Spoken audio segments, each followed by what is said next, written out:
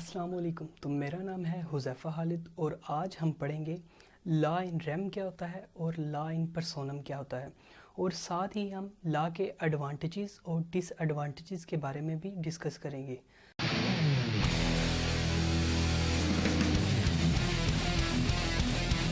तो सबसे पहले हम बात करते हैं लॉ इन रेम के बारे में।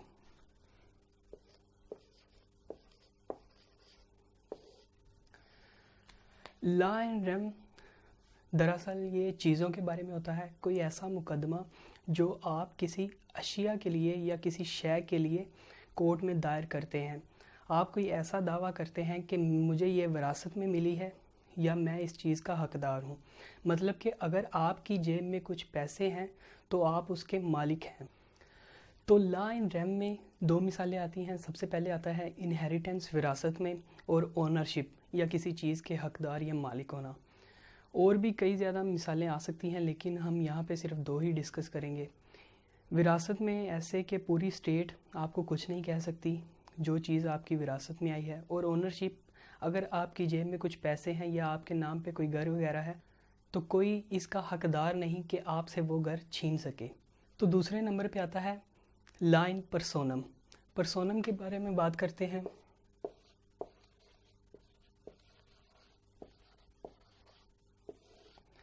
पर्सोनम जो है ये एक लैटिन वर्ड है जिसका मतलब है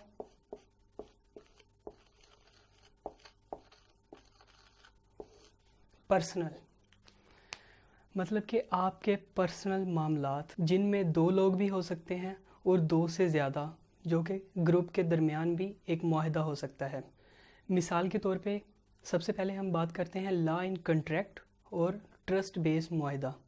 मतलब कि अगर फ़र्ज़ करें मेरे पास 20,000 रुपये थे और मैंने अली से एक बाइक ख़रीदनी है, तो मैं उसे 20,000 रुपये एडवांस देता हूँ और 30,000 का मैं एक वादा ले लेता हूँ कि इतनी डेट तक मैं आपको दे दूँगा।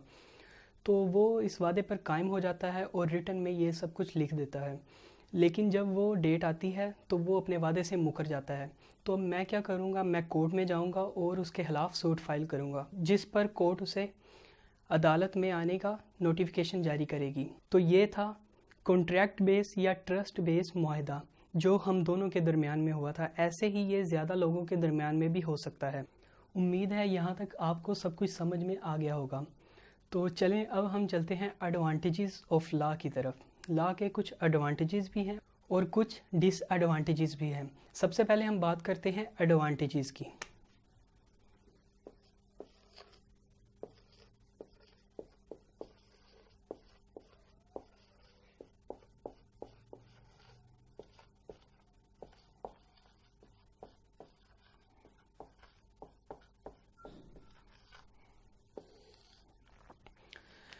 नंबर 1 पे आता है यूनिफॉर्मिटी और सर्टेनिटी। इसका मतलब होता है फिक्स्ड, हर किसी के लिए एक ही कानून होना। इसमें जजेस के लिए बहुत कम चांसेस होते हैं कि वो अपनी मर्ज़ी से किसी के खिलाफ या किसी के हक में फ़ैसला कर सकें। तो इसलिए ये सबसे पहले हमें एडवांटेज होता है कि ये रिजिड है। अब नंबर 2 पे आता है इक्वलिटी और इम्पार्शलिटी।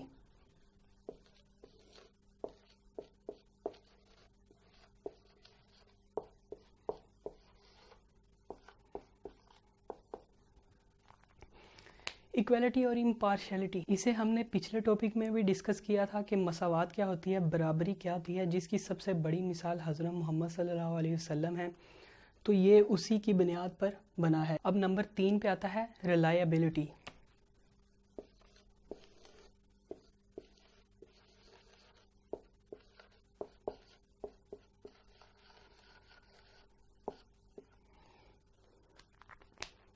रिलायबिलिटी का बेसिकली मतलब ये होता है कि भरोसा कुन, ऐसा कोई अदारा जिस पे हम भरोसा कर सकते हैं। अगर हमारे घर में कोई चोरी वगैरह होती है या किसी से कोई झगड़ा वगैरह होता है तो सबसे पहले हम पुलिस स्टेशन जाते हैं, उसके बाद हम कोर्ट में जाते हैं। मतलब कि हमें इस लॉ पर भरोसा है, इस वजह से हम सबसे पहले ये प्रोसीजर फॉलो करते हैं।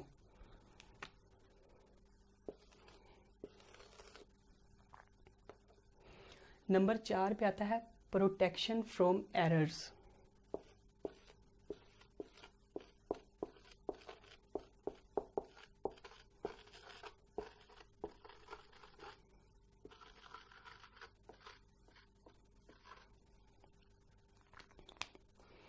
प्रोटेक्शन फ्रॉम एरर्स, इसका मतलब है गलती की गुंजाइश ना होना। लॉ इसलिए फिक्स्ड कर दिया गया है ताकि किसी के साथ जुल्म ज़्यादती या इनजस्टिस ना हो सके। लॉ के रिजिड होने से, फिक्स्ड होने से हमें इनजस्टिस का सामना नहीं करना पड़ता, बल्कि गलती की गुंजाइश बहुत कम होती है। इंसानी दिमाग गलती कर सकता है, लेकिन अगर कोई लॉ रिजिड बना दिया गया है, गलतियों से पाक कर दिया गया है, दोबारा गलती की गुंजाइश नहीं होती। तो नंबर 5 पे हम बात करते हैं डिक्रीज क्राइम रेट। ये वैसे बुक में नहीं है, लेकिन एडिशनल एक पॉइंट है, आप लिख लें।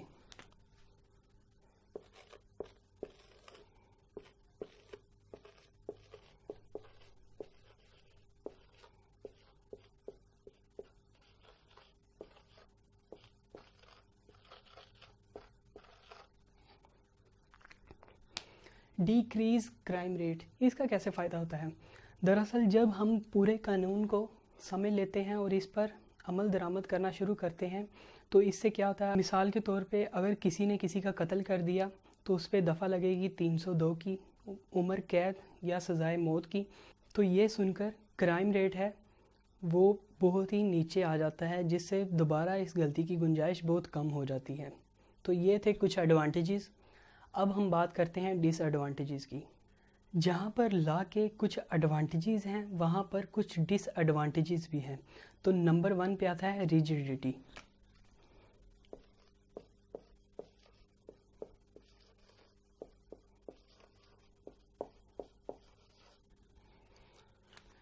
रिजिडिटी मीन लॉ का सॉलिड होना। तो इससे नुकसान हमें ये होता है कि अगर लॉ में कोई गलती होती है, गलती की गुंजाइश तो नहीं है, जैसे जैसे दुनिया तरक्की कर रही है, इनोवेशन की तरफ जा रही है, तो लॉ में कुछ चेंजेस होनी पड़ती हैं वक्त के साथ साथ। लेकिन रिजिडिटी होने की वजह से वो उस चेंजेस का प्रोसेस जो है वो काफ़ी मुश्किल है, जिस वजह से हमें ये नुकसान है कि इसे लागू होने में बहुत ज़्यादा वक्त लगता है। दूसरे नंबर पे आता है कम्प्लेक्सिटी।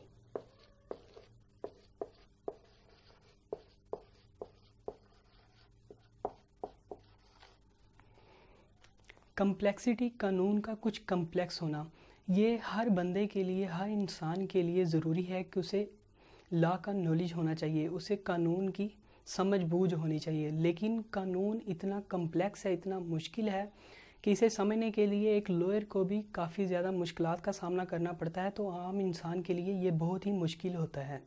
तो इस वजह से दूसरा नुकसान जो हमें होता है वो इसकी कम्प्लेक्सिटी होने की वजह से होता है।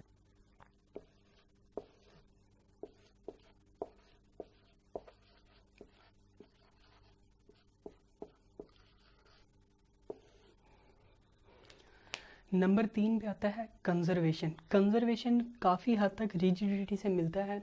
मीन्स के जैसे जैसे दुनिया इनोवेशन की तरफ जा रही है, तो लॉ एक ओल्ड फैशन्ड हो गया है। इसका मतलब होता है ओल्ड फैशन कंजर्वेशन का। मसलन ये पुरानी रस्मों रिवाज पर मबनी होता है, जिसकी वजह से हमें ये नुकसान होता है कि नए कानून आने में कुछ टाइम लगता है। जैसे कि हम मिसाल ले सकते हैं, साइबर क्राइम आया था। साइबर क्राइम पहली दुनिया में नहीं था, जब बाद में टेक्नोलॉजी ने ग्रोथ की तब ये साइबर क्राइम आया, तो इसे लागू होने में काफ़ी ज़्यादा वक्त भी लगा। नंबर 4 पे आता है फॉर्मलिज्म।